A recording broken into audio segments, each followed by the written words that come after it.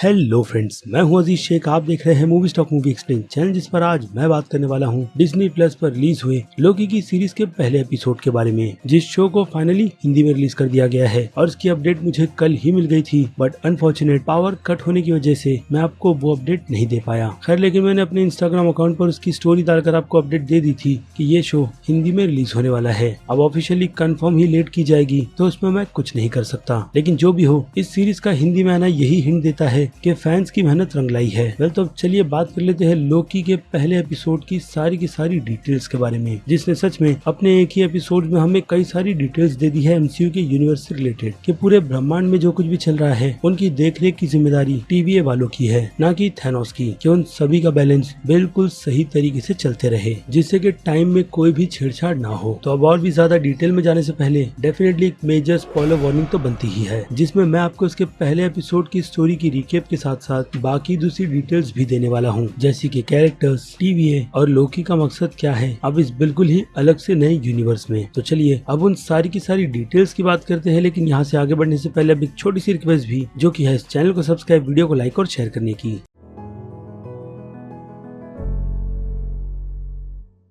So friends, तो लोकी के पहले एपिसोड की शुरुआत होती है दी एवेंजर्स फिल्म के इवेंट यानी कि साल 2012 से, जिस सीन को हमने इसके पहले एवेंजर्स एंड गेम फिल्म में भी देखा है। और इस इवेंट में हमें बिल्कुल साफ साफ बताया गया था कि लोकी का वहां से टेस्राक लेकर भागना उसे कितना भारी पड़ सकता है। और हाँ, एक हिसाब से ये लोकी के जीने का नया रास्ता भी है, जहाँ से लोकी टेस्राक की मदद से सीधे टेलीपोर्ट होकर, आई रिपीट टेलीपोर्ट होकर गोबी डेजर्ट मंगोलिया पहुँच जाता है। यानी कि ये टाइमलाइन अब भी 2012 की है। और जिन फैंस को भी सबसे ज्यादा कंफ्यूजन इसी बात की थी कि लोकी टेस्राक स्टोन को लेकर टाइम ट्रेवलिंग कैसे कर रहा है, तो उस चीज को भी यहाँ पर काफी सिंपल तरीके से समझा दिया गया है कि लोकी ने टाइम ट्रेवलिंग नहीं बल्कि टेस्राक से टेलीपोर्ट किया था। और जिस तरीके से लोकी मंगोलिया के डेजर्ट में गिरता है, उसका सीधा कॉल बैक या फिर कहूँ रेफरेंस आयरन मैन 1 फिल्म से ही लिया गया है, वो भी एग्जैक्ट सेम सीन की तरह, जिसमें हम लोकी को आसमान से क्रैश लैंडिंग करते हुए सीधे डेजर्ट में गिरते हुए देखते हैं। और कैमरे के शॉट के एंगल को भी वैसे ही दिखाया जाता है जैसे हमने टोनी स्टार्क के मार्क 1 के आर्मर को जमीन पर टूटा हुआ पड़ा देखा था। और यहाँ पर लोकी की हाथ की जंजीरें भी कुछ उसी तरीके से बिखरी हुई है। और नो डाउट इस सीन को देखकर अब आपके दिमाग में जो चीज चल रही है, मैं उस कंफ्यूजन को भी दूर कर देता हूँ कि एमसीयू की तरफ से इस सीन को इतना स्लो या फिर कहूँ आइकॉनिक बनाकर दिखाया क्यों गया है। बल तो उसका सीधा और साफ मतलब यही है कि इस सीन को दिखाकर यही चीज क्लियर की जा रही है कि जिस तरीके से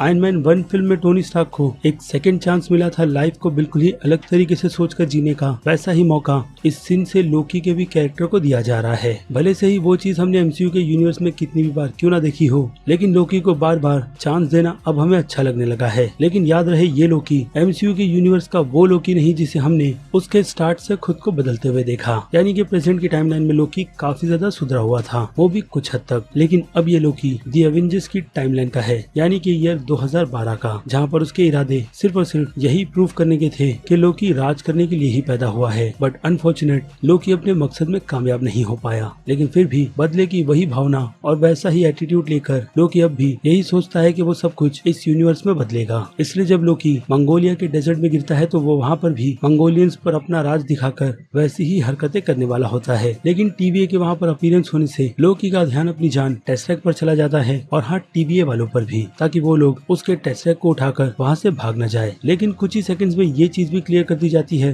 कि टीवीए वाले वहाँ पर टेस्राक के लिए नहीं बल्कि लोकी के लिए आए हैं। जो बात सुनकर लोकी भी हंसता है कि उसने आज के दिन काफी कुछ पहले ही झेल लिया है, यानी कि एवेंजर्स से हारना और टेस्राक लेकर इस अननोन जगह पर पहुँच जाना। तो अब वो ऐसी ही और मुसीबतों में नहीं पड़ना चाहता, बल्कि इससे उसे काफी ज्यादा गुस्सा आता है। और गुस्से में लोकी अपने भाई की तरह किसी की भी नहीं सुनता। लेकिन टीवीए वाले भी कम नहीं, जो झटके में ही उसे स्लो मोशन में डालकर काफी क्विकली पकड़ लेते हैं। यानी कि उसके गले में एक बेल्ट डालकर, जिसकी मदद से उसे लूप में फंसाया जा सकता है। और ये काम टीवीए स्क्वाड के लीडर हंटर B-15 ने किया है। और इसके अलावा बात करें लोकी के गले में डाले गए उस बेल्ट की, तो पहले ये चीज हमें डेडपुल 2 फिल्म के ही बेल्ट की काफी ज्यादा याद दिला रही थी, जिसे म्यूटेंट्स के गले में डालकर उन सभी म्यूटेंट्स को इंसान बना दिया जाता। लेकिन अगर उसी चीज को रिपीट किया जाएगा तो फिर ये चीज ठीक भी नहीं। इसलिए एमसीयू की तरफ से दिमाग लगाकर इस नेक के बेल्ट को टाइम लूप का बेल्ट बना दिया गया है, जिसके कमाल को हम इसी एपिसोड में आगे देखते हैं। उसके अलावा इस सीन में एक और इम्पोर्टेंट चीज होती है जिसे फिलहाल तो इसके पहले एपिसोड में दिखाया नहीं गया कि TVA के लोग टाइमलाइन को फिर से रीसेट कैसे करते हैं। हालांकि किस डिवाइस से किया जाता है वो चीज तो हमने देखी, लेकिन टाइमलाइन को रीसेट होते हुए नहीं,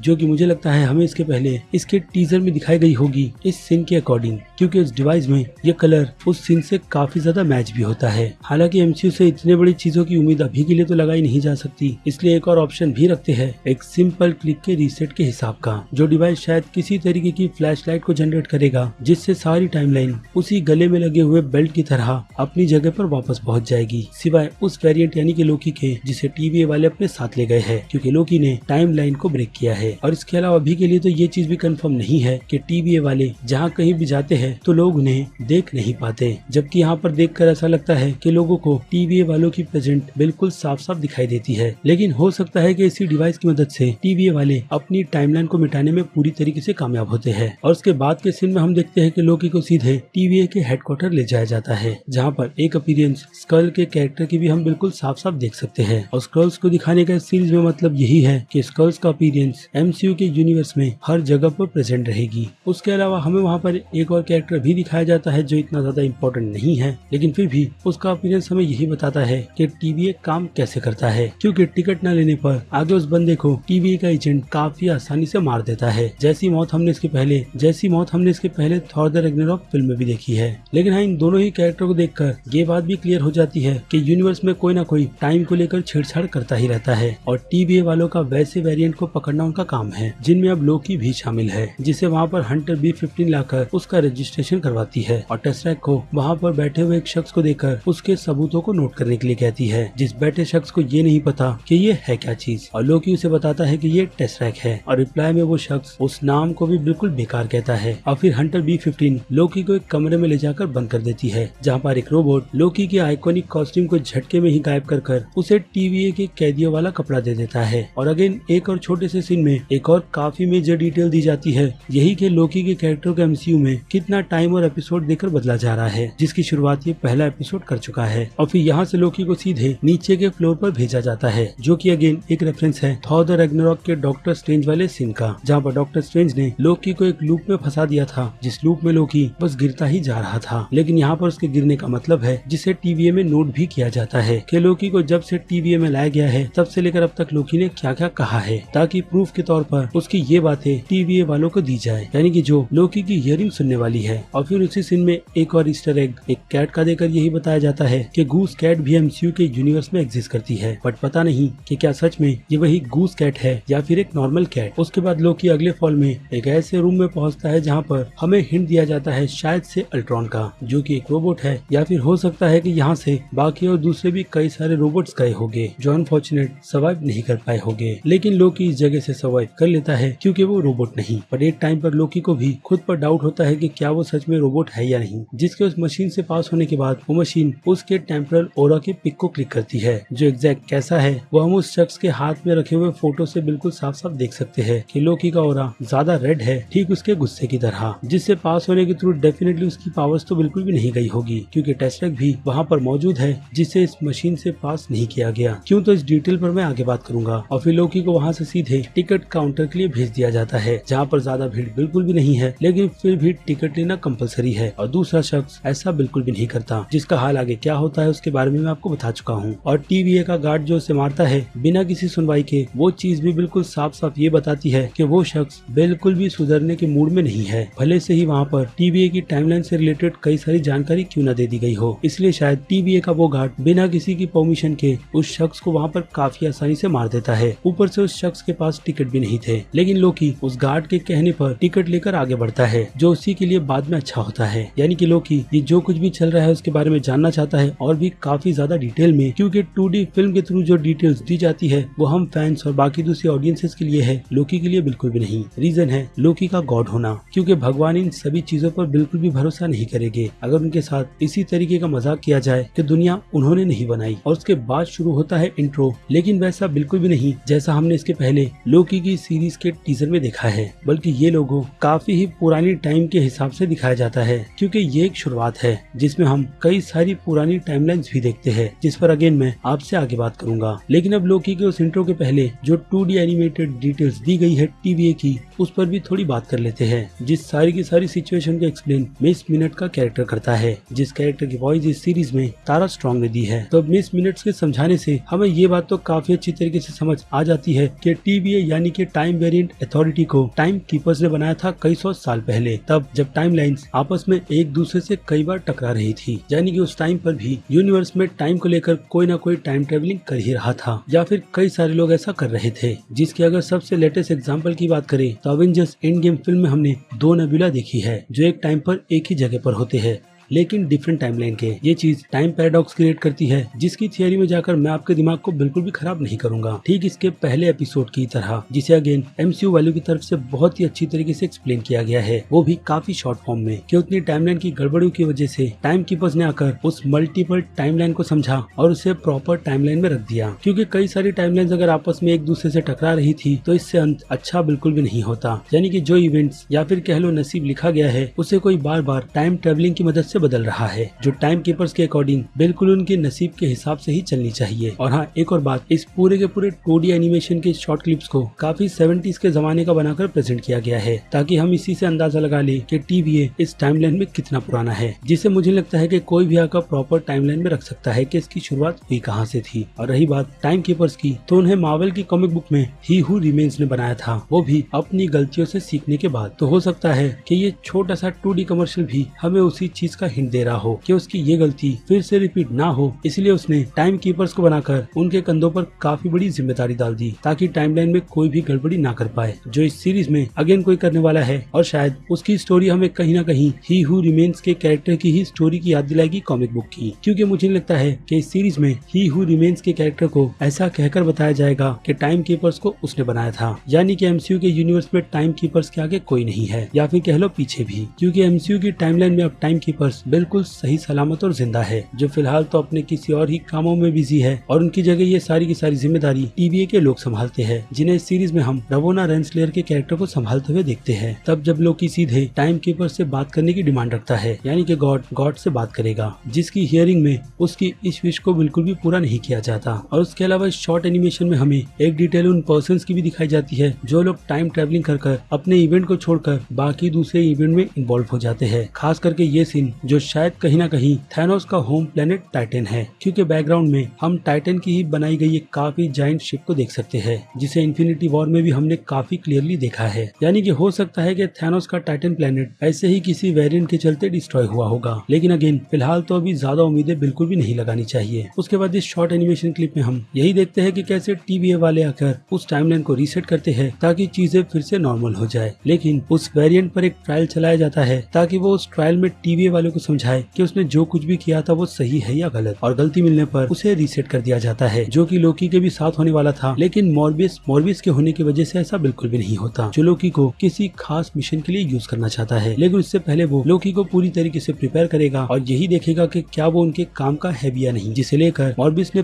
पहले ही अपनी पूरी की पूरी प्रिपरेशन कर रखी है कि लोकी को किस तरीके से हैंडल करना है। तो अब बात करते हैं उस ट्रायल की, क्योंकि उस ट्रायल में लोकी काफी सारी डिटेल्स रोवाना के कैरेक्टर से लेता है, जैसे कि उस पर यह ट्रायल क्यों चलाया जा रहा है, बल्कि इसका जिम्मेदार अवेंजर्स को होना चाहिए, खास करके टोनी स्टार्क को, जिसके उसी टाइमलाइन में 2 होने की प्रेजेंस को लोकी ने सूंघकर पहचान लिया था कि टोनी स्टार्क ने किसी न किसी तरीके की टाइम ट्रेवलिंग की है। लेकिन TVA वाले या फिर कहूँ रवोना अवेंजर्स को उसका जिम्मेदार बिल्कुल भी नहीं मानती, और वो चीज भी वो यहाँ पर बहुत ही सिंपल और स्वीट तरीके से फैंस को एक्सप्लेन कर देती है, ना बोलकर। जी हाँ, एक सिंपल सा ना फैंस के लिए कई सारी डिटेल्स को खोल देता है, यानी कि उनके बंद दिमाग के तालों को। और जिन लोगों को ये ना ज्यादा डिटेल में नहीं समझ आया है, तो उससे अब मैं यहाँ पर आपके लिए एक्सप्लेन कर देता हूँ कि अवेंजर्स ने जो कुछ भी टाइम ट्रेवलिंग कर अवेंजर्स एंड गेम में बिल्कुल ठीक किया था, वो TVA वालों के हिसाब से बिल्कुल ठीक है। लेकिन उन सब में जो गड़बड़ी लोकी के वहाँ से टेस्टरैक्ट लेकर भागने को हुई थी, उसे बिल्कुल भी एक्सेप्ट नहीं किया जाएगा, और इसी वजह से टाइमलाइन भी पूरी तरीके से ब्रेक हो रही है, जिसमें लोकी को जल्द से जल्द ले जाकर रीसेट कर देना चाहिए। जिस रीसेट में लोकी अपनी टाइमलाइन में रहकर थैनोस के हाथों मरेगा, और एक मरा हुआ आदमी अगर किसी टाइमलाइन में भटक कर चीजें अपने हिसाब से एडजस्ट करने लगे, तो डेफिनेटली उससे टाइमलाइन ब्रेक होगी ही, जो मुझे एक और चीज सोचने पर मजबूर करती है कि शायद टाइम ब्रेक टाइम ट्रेवलिंग करने वालों पर नहीं बल्कि उन्हीं पर किया जाता है जिनकी डेस्टिनी टाइमलाइन के अकॉर्डिंग मरने की है, जो चीज फिर से टाइम ट्रेवलिंग करने वालों को छूट देती है। और अगर ऐसा नहीं होता है तो फिर दूसरा ऑप्शन भी है, जिसमें पहले बात करते हैं अवेंजर्स एंड गेम फिल्म के उस सीन की, जिस सीन में हम कैप्टन अमेरिका को सारे के सारे इन्फिनिटी स्टोन्स को उनकी प्रॉपर जगह पर ले जाते हुए देखते हैं, लेकिन रखते हुए बिल्कुल भी नहीं। लेकिन जो भी हो, ऐसा कर कैप्टन अमेरिका ने सारी की सारी टाइमलाइन को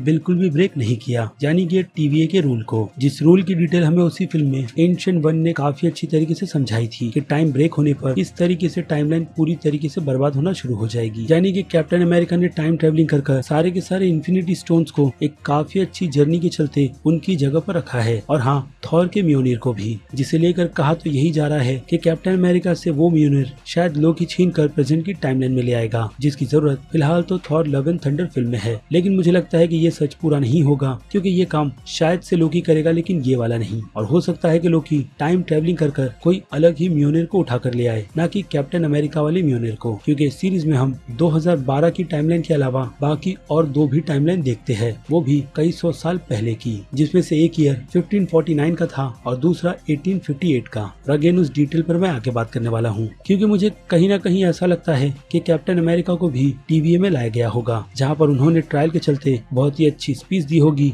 और उन्हें बिल्कुल भी ना रीसेट करते हुए उनकी टाइमलाइन में भेज दिया गया होगा। अब ऐसा कुछ हो सकता है, और मार्वल फैंस चाहते भी है कि MCU की तरफ से उन्हें ये डिटेल एक सीरीज बनाकर एक्सप्लेन कर दी जाए, जिसके चांसेस अभी के लिए तो मुझे 50-50 के लगते हैं। रीजन है क्रिस इवान का फिर से MCU में आकर डील साइन करना, जो डील अभी के लिए तो रूमर के तौर पर ज्यादा बड़ी नहीं बल्कि एज अ गेस्ट अपीयरेंस की ही बताई जा रही है। बाकी इस ट्रायल के सीन में हमें रवोना एक और डिटेल देती हुई नजर आती है टाइम कीपर्स के हवाले से कि टाइम ब्रेक ना हो उसकी पूरी की पूरी जिम्मेदारी TVA वालों की है, और टाइम के फ्लो को बिल्कुल प्रॉपर तरीके से चलाने की जिम्मेदारी टाइम कीपर्स की है, जिसमें वो लोग काफी ज्यादा बिजी रहते हैं। और अगेन यहाँ पर भी एक फैन थियरी है, जिस पर मैं ज्यादा डिटेल में तो बात नहीं करूंगा, क्योंकि ऑलरेडी मैं उस टॉपिक पर बात कर चुका हूँ अपनी पुरानी वीडियो में, क्योंकि फैंस का मानना यही है कि टाइम कीपर्स में से एक टाइम कीपर इस टाइम के फ्लो को संभालते हुए थक गया है, और वो अब इस टाइमलाइन को अपने हिसाब से लिखना चाहता है, जो कोई और नहीं बल्कि MCU के यूनिवर्स का कैंग द कॉन्करर हो सकता है, जिस कैरेक्टर के अपीयरेंस को हम Antman and the Wasp Quantumania फिल्म में देखने वाले हैं। लेकिन अभी के लिए ये बस एक थियरी है, क्योंकि अगर कॉमिक बुक पर जाए तो कैंग द कॉन्करर की गर्लफ्रेंड का नाम रवोना रेंसिलर है, जिस कैरेक्टर को हम लोकी के सीरीज में देख रहे हैं, और उसे इतना नॉर्मल देखकर तो ऐसा ही लगता है कि अभी तक कैंग द कॉन्करर का अपीयरेंस MCU के इस यूनिवर्स में तो नहीं हुआ है, और ऑब्वियसली इसकी शुरुआत Antman and the Wasp Quantumania फिल्म से ही की जाएगी। लेकिन कॉमिक बुक में TVA का जो सबसे बड़ा दुश्मन है वो लोकी नहीं कैंग द कॉन्करर है, लेकिन यहाँ पर कहानी हमें पूरी तरीके से लोकी के कैरेक्टर पर ही फोकस करती हुई नजर आती है, जिसके केस को मोबिस काफी डिटेलिंग से स्टडी कर रहा है, या फिर कहूँ कई टाइम से, जिसकी रिपोर्ट चर्च में TVA का वर्कर उसे लाकर भी देता है। इसीलिए मोबिस लोकी को देखते ही उसे इस मिशन के लिए चुन लेता है, जो मिशन एक ऐसे वेरिएंट को पकड़ने का है जो टाइम ट्रेवलिंग कर एक टाइमलाइन से दूसरी टाइमलाइन में जा रहा है, वो भी पूरी प्रिपरेशन के साथ, जहाँ पर जैसे ही TVA वाले पहुँचते हैं तो वो उनके स्वागत के लिए बिल्कुल रेडी होता है और उन्हें मौत के घाट भी उतारता है, जिसे मारते हुए इस ईयर 1549 की टाइमलाइन में एक बच्ची ने देखा है, और वो वहाँ पर मोबिस को डेविल तक का हिंट देती है। अब ये डेविल ऑब्वियसली मेफिस्टो तो नहीं हो सकता, लेकिन फिर भी फैंस इस पर मेफिस्टो का ही दावा ठोकेंगे, यानी कि उनकी थियरी जो कहीं ना कहीं लोकी को इस यूनिवर्स में अब मेफिस्टो बनाने की रहेगी, कि हो सकता है कि लोकी इस यूनिवर्स का मेफिस्टो बन जाए, जिसके चांसेस मुझे बिल्कुल भी अभी तो नहीं लगे। और ऊपर से ट्रेलर में हमने इस सीन को भी काफी अच्छी तरीके से देखा है, जो हिंट मेफिस्टो के तो बिल्कुल भी नहीं दे रहा। और रही बात इस ब्लू बबल गम की, जो उस लड़की को अननोन एंटिटी ने दी है, तो वो शैतान का गिफ्ट लोकी के नाम के चलते है, और हाँ, डेविल का रेफरेंस भी, जिसे हम काफी कम चांसेस में मेफिस्टो का रेफरेंस समझ सकते हैं, लेकिन कंफर्मेशन बिल्कुल भी नहीं। अब इसके पहले ही एपिसोड में ये डिटेल भी बिल्कुल साफ साफ क्लियर कर दी गई है कि जो वेरिएंट टाइम ट्रेवलिंग कर रहा है वो भी काफी परफेक्शन के साथ वो कोई और नहीं बल्कि लोकी है, जिसकी बाकी डिटेल में तो मैं आगे ही बात करूंगा। लेकिन उसकी आइडेंटिटी मैंने यहाँ पर इसीलिए रिवील की है क्योंकि चर्च में वही था, और हुडी पहना हुआ डेविल भी, जिसे वो बच्ची डेविल दिखाकर ही रेफरेंस करती है। और शायद इसीलिए जब लोकी की फाइल दूसरी टाइमलाइन के लोकी की फाइल मॉर्बिस को दी जाती है, तो वो सीधे लोकी की मदद के लिए आ जाता है, या फिर कहूँ TVA को बचाने के लिए आगे आ जाता है, क्योंकि एक लोकी को लोकी ही रोक सकता है कि दूसरा और कोई नहीं, अगर टाइमलाइन का कॉन्सेप्ट इंक्लूड किया गया है तो। जो एक और बात हमें बताता है कि लोकी पहले भी TVA में आ चुका है, और शायद जैसे लोकी यहाँ से एस्केप हुआ है वैसे ही किसी पहली टाइमलाइन में लोकी भाग चुका है जिसने भागकर इतनी सारी मल्टीपल टाइमलाइंस बना ली है बिना अपने फ्यूचर को देखकर, यानी कि तकदीर बदली नहीं जा सकती। और अगेन ये रेफरेंस हमें एवेंजर्स एंड गेम फिल्म की उसी टाइमलाइन के सीन को याद दिलाता है जहाँ पर टाइमलाइन को कंपेयर टर्मिनेटर और बैक टू द फ्यूचर जैसी फिल्मों से किया जा रहा था कि अगर पास्ट को बदला गया तो फ्यूचर बदला जा सकता है और अगर फ्यूचर को भी बदला जाए तो पास्ट भी बदल जाता है। लेकिन ब्रूस बैनर का वहाँ पर समझाना कि अगर टाइम में छेड़छाड़ की भी जाती है तो उसका असर सिर्फ उसी पर्सन पर पड़ेगा जो टाइम ट्रेवलिंग कर रहा है, बाकी दूसरी टाइमलाइन पर उसका इफेक्ट बिल्कुल भी नहीं होगा। यानी एक तरीके से ये टाइमलाइन सामने वाले उस शख्स को टाइम का एक हिसाब से काफी पक्का खिलाड़ी बना देगी, जो कि अब इस टाइमलाइन में दूसरे वर्जन का लोकी हो गया है, जिसकी एक झलक हमने इसके पहले एपिसोड में ही देख ली कि लोकी को अगर मौका मिले तो वो इस TVA की फैसिलिटी से काफी आसानी से भाग सकता है, लेकिन वो ऐसा नहीं करता और उसका भी रीजन हमें इसी एपिसोड में बहुत ही अच्छी तरीके से समझाया गया है, जिसकी अब डिटेल पर मैं आगे बात करूंगा, क्योंकि हम यहाँ पर बात कर रहे हैं उस टाइमलाइन के लोकी की जो पूरी तरीके से TVA को मिटाना चाहता है या फिर इस पूरे TVA को अपने अंडर कंट्रोल लेना चाहता है। और अगर उसके आइडिया की बात करें तो ये आइडिया लोकी के दिमाग में, आई मीन दूसरे वर्जन के लोकी के दिमाग में शायद से मोबियस ने डाला है, वो भी इसी पहले एपिसोड में। और अगर उस डिटेल पर आपकी नजर नहीं गई तो वो डिटेल हमें तब मिलती है जब मोबियस लोकी से बात करते हुए उसे यही समझाता है कि उसे रूल पूरे के पूरे यूनिवर्स पर करना चाहिए, ना कि अर्थ, मिडगार्ड जैसी जगहों पर, क्योंकि यूनिवर्स पर रूल करने से उसका नाम पूरे के पूरे यूनिवर्स में फैलेगा। और यहाँ पर हम लोकी के फेस के इंप्रेशन को बहुत ही अच्छी तरीके से नोटिस कर सकते हैं कि लोकी को मोबियस का ये आइडिया काफी ज्यादा पसंद आया है और अगर वो अपनी इस जर्नी पर निकला होगा, यानी कि दूसरा लोकी, तो बदले में उसने कई सारी टाइमलाइन को ब्रेक ही किया होगा और अंत में उसे हार ही मिली, क्योंकि मैंने आपको बता दिया है कि टाइमलाइन को बदला नहीं जा सकता और शायद से उस वर्जन का लोकी उसी टाइमलाइन को बदलने के लिए निकला था, जिस पर चर्चा वो दोनों ही लोकी यहाँ पर बैठकर काफी अच्छी तरीके से कर रहे हैं। और बदले में लोकी अपने उस वर्जन को उसकी टाइमलाइन में जाने देगा या फिर कहीं और, जिसका पता तो हमें इसके बाकी के एपिसोड्स को देखकर ही चलेगा। और हाँ, लोकी और मोर्बियस के इस सीन में हमें नाइटमेयर का भी रेफरेंस सुनने के लिए मिलता है, जिस नाम का डिपार्टमेंट TVA में एग्जिस्ट करता है, इसलिए शायद doctor strange in the madness of multiverse film को कहीं न कहीं उसी पर फोकस कर बनाया जा रहा है। और मोर्बियस के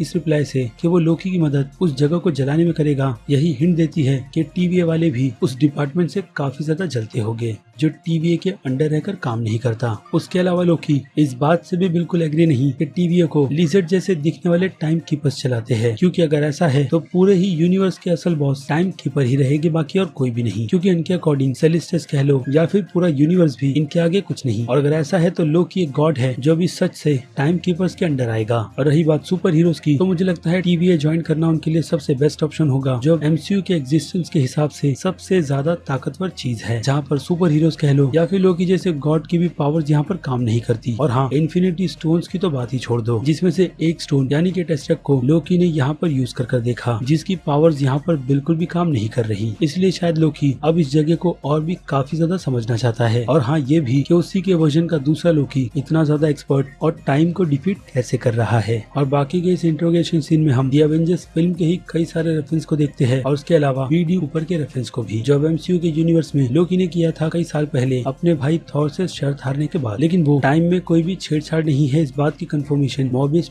वहीं पर कर देता है। और रही बात BD कूपर की हिस्ट्री की, तो उसकी डिटेल तो मैं आपको इसके पहले के हिट ट्रेलर में कई बार समझा चुका हूँ कि BD कूपर एक ऐसा जेंटलमैन था जिसने अपने मिशन को अंजाम दिया, एक प्लेन को हाइस्ट कर और पैसे लेकर फरार भी हो गया, जिसकी मिस्ट्री को आज तक सॉल्व नहीं किया गया। लेकिन अब फाइनली MCU वालों की तरफ से उस मिस्ट्री को भी सॉल्व कर दिया गया है। और बाकी बात करें मोर्बियस की, तो मोर्बियस यहाँ पर यही जानना चाहता है कि लोकी ये सब क्यों करता है। यानी देखा जाए तो मोर्बियस इस प्रेजेंट की टाइमलाइन की लोकी से यही पता लगाना चाहता है कि पास्ट वाला लोकी कर क्या रहा है, जिसका अंदाजा फिलहाल तो प्रेजेंट की टाइमलाइन के लोकी को बिल्कुल भी नहीं है, लेकिन मोर्बियस को काफी अच्छे से है। और इसी के साथ साथ हमें यहाँ पर ये भी पता चलता है कि TVA वालों के पास वेरिएंट्स के रिकॉर्ड्स के चलते पास्ट और प्रेजेंट दोनों की ही डिटेल होती है, वो भी पैदा होने से मरने तक की, जो डिटेल मोर्बियस लोकी को उसकी माँ के मरने के इवेंट को दिखाकर कंफर्म करता है, लेकिन ज्यादा नहीं, क्योंकि बीच में उसे इंटरप्ट करते हुए हंटर B-15 आ जाती है और यहीं पर लोकी को मिलता है एक काफी अच्छा मौका मोर्बियस से लूप के रिमोट को लेकर वहाँ से भागने का, जिसे लेकर वो TVA के ऑफिस के कुछ चक्कर तो लगा ही लेता है और उस शख्स तक पहुँच जाता है जिसे एंट्री में हंटर B-15 ने टेस्टेक स्टोन दिया था। और लोकी उसे धमकी मच्छियों की तरह छीलने की देता है, बट सामने वाले शख्स को फिश क्या होती है वही नहीं पता। यानी कि TVA में रहने वाले लोग काफी OP लेवल के हैं, जिनका पूरा का पूरा फोकस सिर्फ और सिर्फ अपने काम पर ही होता है, बाकी और दूसरी किसी भी चीजों पर नहीं। खैर, तो वो शख्स लोकी को उसका टेस्टेक देता है, जहाँ पर लोकी की नजर उस टेस्टेक से हटकर सीधे सीधे इन्फिनिटी स्टोन्स पर जाती है, वो भी सभी के सभी नहीं बल्कि वैसे ही कई सारे दिखने वाले और भी इन्फिनिटी स्टोन्स, जो शायद से इस बात का हिंट दे रहे हैं कि इस टीवी के अंदर इन्फिनिटी स्टोन्स को लेकर कई बार टाइम ट्रेवलिंग करने की कोशिश की गई है और रिजल्ट में उन सारे के सारे स्टोन्स को TVA के ऑफिस में पेपर को उड़ने से बचाने के काम आता है, बाकी और किसी चीज के लिए नहीं। यानी कि इन्फिनिटी स्टोन्स जैसी पावर्स भी TVA के अंडर आकर किसी काम की नहीं रहती। इसलिए लोकी कुछ मिनट के लिए TVA में खड़े होकर यही सोचता है कि TVA इन सभी चीजों से कई ज्यादा ऊपर है, बाकी और कुछ भी नहीं। और शायद पहले वाले लोकी ने भी इसी चीज को सोचकर अपना मिशन शुरू किया होगा। लेकिन इस लोकी की बात करें तो लोकी ने अपने इस एस्केप को अपनी माँ की डेथ को देखने के बाद ही डिसाइड किया होगा कि वो टेस्रा की मदद से सीधे एसगार्ड जाएगा और सिचुएशन को काफी अच्छी तरीके से हैंडल करेगा। लेकिन हुआ उसका बिल्कुल उल्टा और लोकी के पीछे जब TVA वाले लग जाते हैं, यानी कि हंटर B15, तो लोकी वहाँ से सीधे उसी इंटरोगेशन रूम में पहुंच जाता है जहाँ पर वो मॉर्बियस के साथ बैठा हुआ था। और फिर क्या, लोकी अपने लाइफ के पूरे फ्यूचर को वहाँ पर काफी फास्ट फॉरवर्ड कर देख लेता है और ये भी कि किस तरीके से वो थैनोस के हाथों मारा गया। इसके अलावा लोकी ने अपने माता पिता की मौत को भी अपनी आंखों से देखा, जिसे देखकर अब शायद से लोकी का विजन पूरी तरीके से क्लियर है कि इस जगह पर जहाँ पर उसे नहीं रहना था, यानी कि TVA में अब आगे करना क्या है। और ठीक लोकी की ही तरह हमें ये समझाना कि TVA काम कैसे करता है और उस दूसरे वर्जन के लोकी को कैसे रोका जाए। बट हाँ, लोकी के वहाँ पर बैठकर अपने फ्यूचर को देखने से ये बात भी क्लियर हो गई कि लोकी को अब अपने फ्यूचर के बारे में काफी अच्छी तरीके से बताया है और ये भी कि उसका भाई थॉर उससे कितना ज्यादा प्यार करता है, जिस टाइमलाइन में जाकर अब लोकी का भला तो बिल्कुल भी नहीं होगा। इसलिए लोकी TVA में ही रहने का डिसाइड कर चुका है, वो भी एक काफी क्लियर माइंडसेट के साथ, जिस सोच को लेकर वो अपने ही वर्जन के लोकी का सामना भी करेगा और उसे समझाएगा कि उसने जो फ्यूचर देखा है उसका अंत यहीं तक है, बट उसे बदला कैसे जाएगा उसका पता तो हमें लोकी के इस बाकी के एपिसोड में ही पता चलेगा। और अब इस एपिसोड के बाकी और सीन की बात करें, जैसे कि हंटर B15 का फिर से उसी इंटरोगेशन रूम में आकर लोकी का सामना करना, जिसे इस बार लोकी बताता है कि असल में लोकी है क्या चीज। यानी कि लोकी के गले में जो बेल्ट लगा हुआ है, लोकी उसे निकालकर हंटर B15 को पहना देता है, जिसके बाद वो उसे लूप में फंसाकर काफी अच्छे से मजे लेता है। जिसके बाद हंटर B15 उसी कर्मचारी के पास पहुंच जाती है जो उसकी कंप्लेंट TVA के बाकी दूसरे बड़े मेंबर से कर रहा है कि हंटर B15 लोकी को पकड़ने के चक्कर में उसे जान से मारने वाली थी, लेकिन ऐसा हुआ नहीं। और उसके बाद अगले सीन में हम लोकी को अगेन इंटरोगेशन रूम में टेस्रा के साथ काफी शांत बैठा हुआ देखते हैं, जहाँ पर मॉर्बियस उससे मिलकर बातचीत करने के लिए आया है और लोकी उसके सवालों के जवाब भी देता है। और बदले में मॉर्बियस उसे आजादी का ऑफर करता है, लेकिन एक मिशन को ज्वाइन करने के बाद, जिस मिशन में लोकी को खुद ही के वर्जन को पकड़ना है। और उसके पहले मॉर्बियस लोकी का जवाब भी जानना चाहता है कि वो लोगों को तकलीफ क्यों देता है और लोकी उसे बताता है कि उसे ये सब कुछ करने में अच्छा नहीं लगता, लेकिन फिर भी ना चाहते हुए लोकी को ये सब कुछ सत्ता पाने की लालच में करना पड़ता है। लेकिन लोकी स्मार्ट है और उसे ये चीज भी काफी अच्छी तरीके से पता है कि वो जो कुछ भी कर रहा है गलत है और लोकी खुद की नजर में खुद को विलेन ही मानता है। लेकिन मॉर्बियस वैसा बिल्कुल भी नहीं समझता और ये चीज अगेन हमें ही समझाने की कोशिश की जा रही है कि किस तरीके से लोकी के कैरेक्टर को चेंज किया जा रहा है, जो कि अगेन एक अच्छी बात है। यानी कि अब लोकी मॉर्बियस की मदद करेगा खुद को पकड़ने के लिए। जिसके बाद इस सीन से हटकर ही हमें 1858 का ओक्लाहोमा का सीन दिखाया जाता है, जिस सीन में लोकी ने काफी एक्सपर्ट लोकी ने एक ट्रैप बिछा रखा है ताकि TVA वाले वहाँ पर आकर इन्वेस्टिगेशन करे और वो लोकी अपना काम कर निकल जाए, जो हम उसे करते हुए भी देखते हैं। और TVA वालों को बुलाने के लिए लोकी ने इस काफी पुरानी टाइमलाइन में फ्यूचर की टाइमलाइन की चीज को लाकर रख दिया है और उसी की इन्वेस्टिगेशन करने के लिए TVA वाले इस टाइमलाइन में आए हैं। और जैसे ही वो लोग टाइम को रीसेट करने वाले होते हैं तो उस टाइमलाइन का लोकी उन सभी को आग से जला देता है और एक TVA के मेंबर को उस टाइम को रीसेट करने से पहले ही वहाँ से हटाकर या फिर कहो मारकर उस डिवाइस को अपने साथ ले जाता है, जो शायद उसे अपने किसी मिशन के लिए चाहिए। और फिर क्या ये एपिसोड यहीं पर एंड होता है। लेकिन वीडियो खत्म करने से पहले मैं आपको काफी छोटी सी डिटेल मॉर्बियस के कैरेक्टर की भी दे देता हूँ, जिसका सबसे पहला अपीयरेंस हमें फैंटास्टिक फोर के इशू 353 में देखने मिले थे, जिस कॉमिक बुक को पब्लिश किया गया था ये 1991 में। और उस कॉमिक बुक में मॉर्बियस का काम फैंटास्टिक फोर की फैमिली को पकड़ने का था, जिसे पकड़कर वो TVA में ले आता है। अनफॉर्चुनेट फैंटास्टिक फोर की फैमिली वहाँ से भाग जाती है और बदले में मॉर्बियस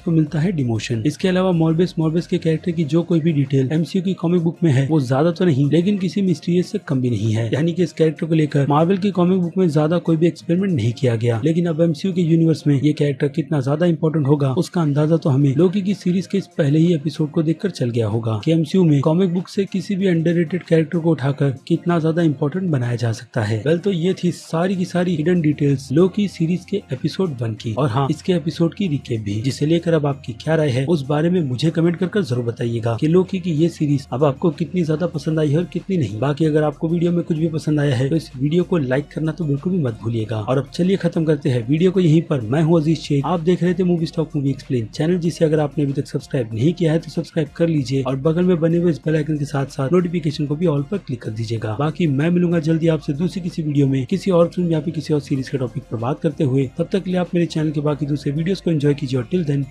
बाय।